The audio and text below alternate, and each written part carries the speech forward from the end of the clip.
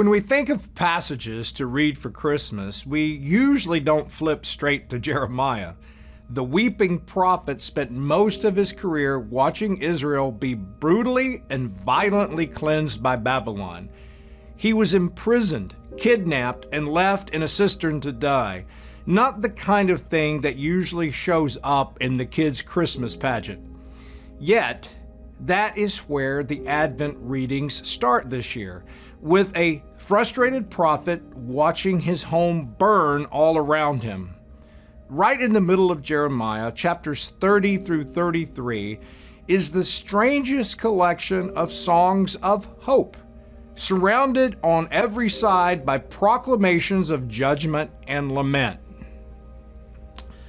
Jeremiah writes, "In those days, and at that time, I will make a righteous branch sprout from David's line. He will do what is just and right in the land. In those days, Judah will be saved, and Jerusalem will live in safety. This is the name by which it will be called, the Lord our righteous Savior." Jeremiah spent most of his career, 40 years or so, delivering bad news. He had rebuked the people and warned them over and over of God's wrath to come. He had written, spoken, and even done some memorable street theater in some parts to get them to turn around, and it seemed to fall on deaf ears. But it's here, in the middle of all of this, that he brings a message of hope.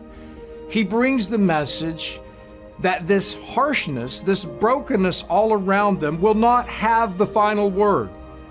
They are in pain and danger now, but tragedy is not the bedrock of the universe. That bedrock is hope. Jeremiah prophesies about the future day and the harmony of Jerusalem. In this message of hope from the Lord, Jeremiah also speaks of the righteous branch that sprouts from David's line.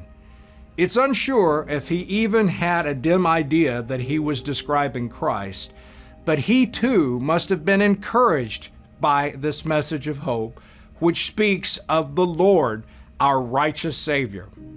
Jeremiah's message fits perfectly in our Advent readings. We see the prophecy centuries away from the event of that righteous branch who would one day show us God's heart. And we still find encouragement today, even right in the middle of our own personal pain and tragedy, that all of the tears are temporary and that our great hope is the final word, Jesus. May God bless your season of Advent with His hope. I'm Greg Williams, speaking of life.